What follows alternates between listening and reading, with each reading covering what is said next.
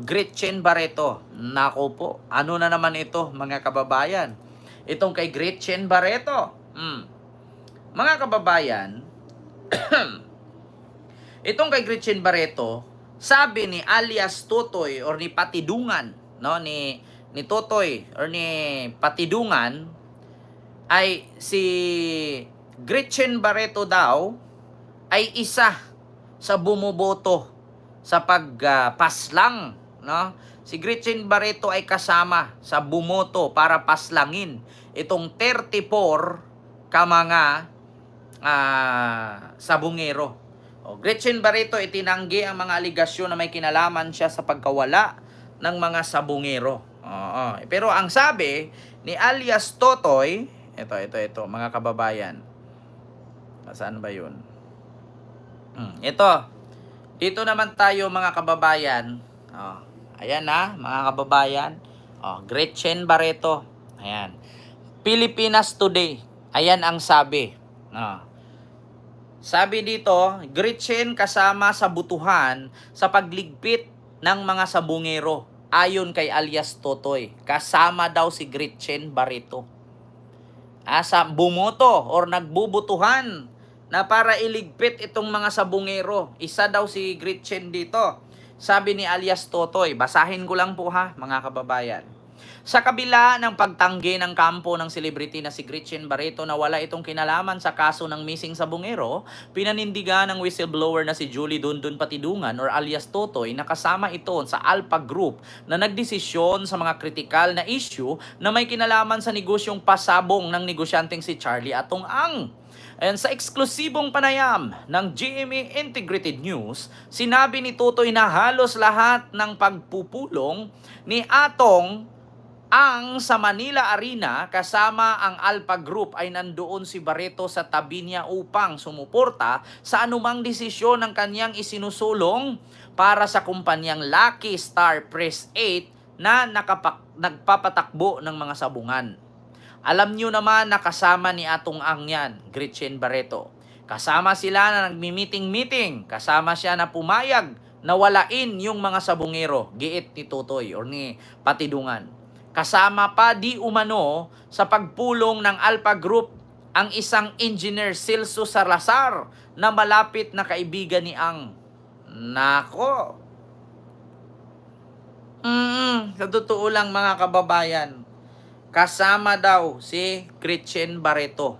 According kay alias Totoy or ni Patidungan, Julie Patidungan or Julie Dundon Patidungan, na dating tumakbong pagka-mayor na 400 lang ang boto, kulang para manalo. 400 lang ang pagitan. Mananalo na sanang mayor ito ng Surigao. Si Julie Dundon Patidungan. So ngayon mga kababayan, bukod dyan, ay sumagot po, no?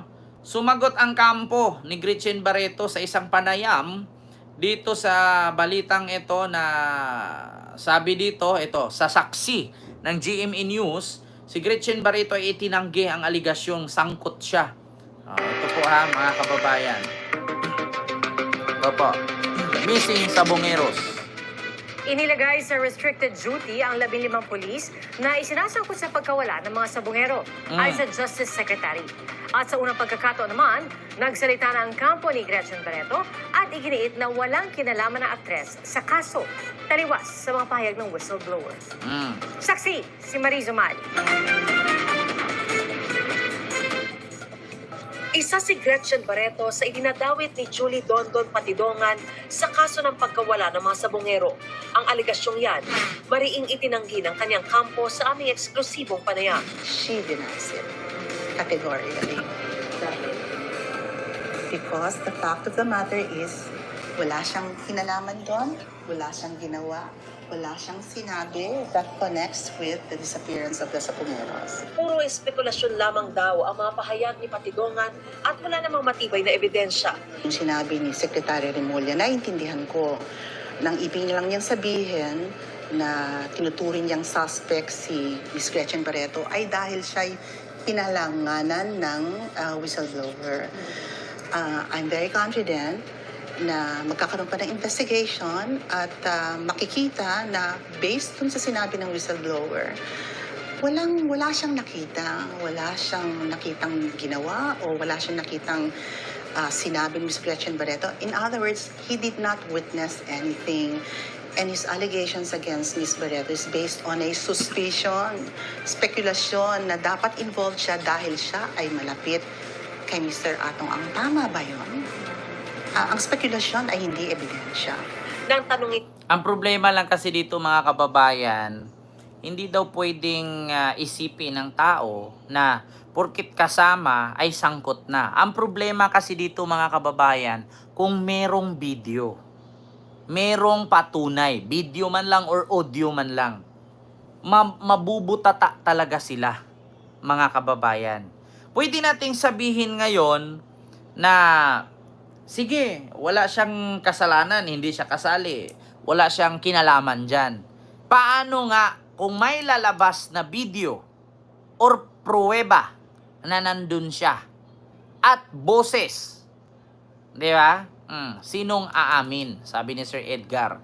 Ang problema nga si Sir Edgar, kung may kumpletong dala itong si Patidungan or si Jolie Dondon Patidungan. Kasi ito yung mahirap eh.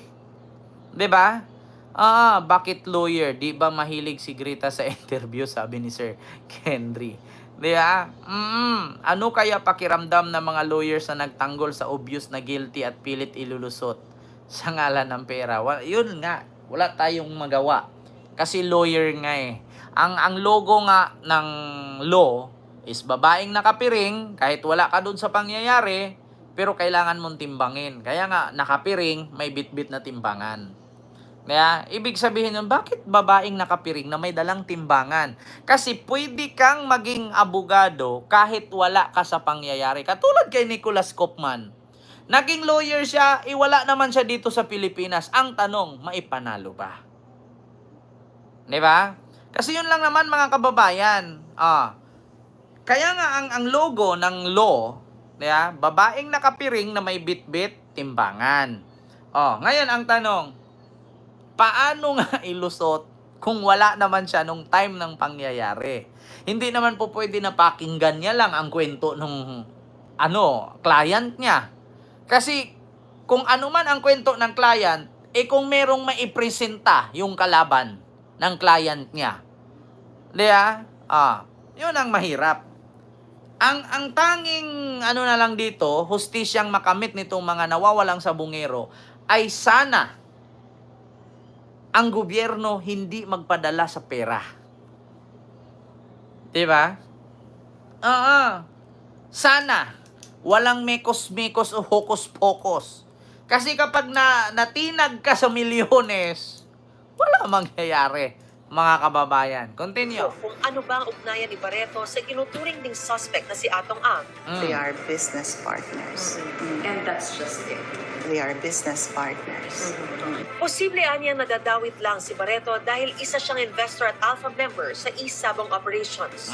Bakit hindi, Ano daw? bakit hindi yung mga ibang Posible daw nadawit si Barreto kasi isa siyang miyembro sa alpha member.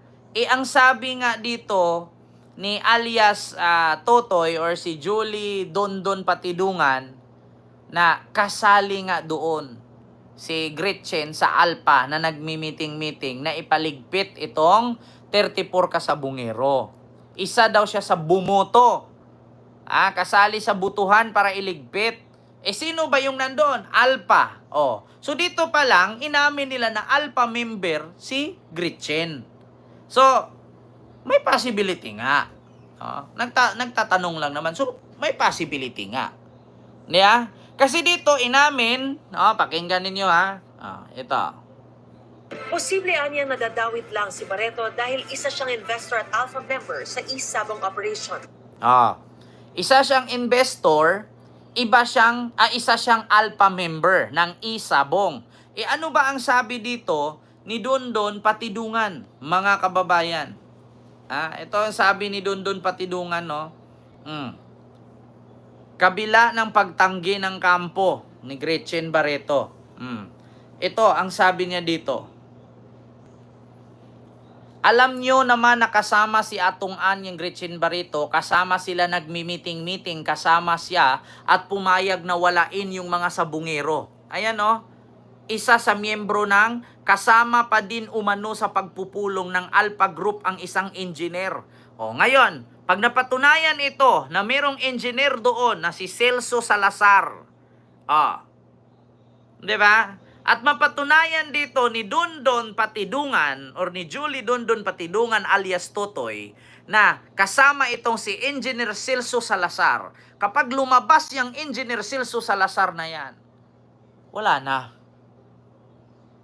Finish na. Dawit talaga si Greta. Diba? Kasi ito, alam nyo sa totoo lang, yung fact, dapat diba yung facts. Yeah? Yung facts dapat ang basihan. Hindi yung tanggi-tanggi. Ay, Diyos mio, Marimar. Hindi mo naman pwedeng papaniwalaan na. Wala kasi membro lang siya dyan, artista naman siya, anong kinalaman niya? Eto nga pag napatunayan at lumantad itong si Celso Salazar na yes, kasama namin. Paano kung pangalanan ngayon ni Dondon Patidungan kung sino-sino yung alpha member na yan at magsisulputan at aamin yan lahat ngayon na kasama si Gretchen. Damay talaga siya. Diba? Mga kababayan, meron pa nga daw engineer na Celso Salazar. Paano kung yung alpha member na yan magsulputan yan at magsasalita? Yes, kasama po namin. Kasi alam nyo mga kababayan, ang sakit pa naman ng Pinoy na pagdating sa kagipitan, mandadamay. Diba? Pagdating ng Pinoy, na kapag sangkot ka, dawit ka, mangdadamay ka. Ganyan. Hindi man po pwede. Alpha member tayo, 100 tayo piraso, tapos hindi kasali, lagi nating nakikita. Damay na yan. Ganun yan Nako, abangan natin mga kababayan kung ano ang totoo. Ito nga Ayan. Nako pa. Ay, Diyos ko. Ano ba itong problema sa panahon ni Digong? Di ba? Iniwan niya, puro patayan. Wala tayong magawa nga, ma'am. Naku po. Taray, petty cash, 2 million. Ito po yun, mga kababayan. Yung mga pulis na tumatanggap ng 2 million per month. Mula daw kay Atong Ang, sabi ni Patidungan. Petty cash, 2 million monthly. Nako, ito na nga, mga kababayan. So, ayun.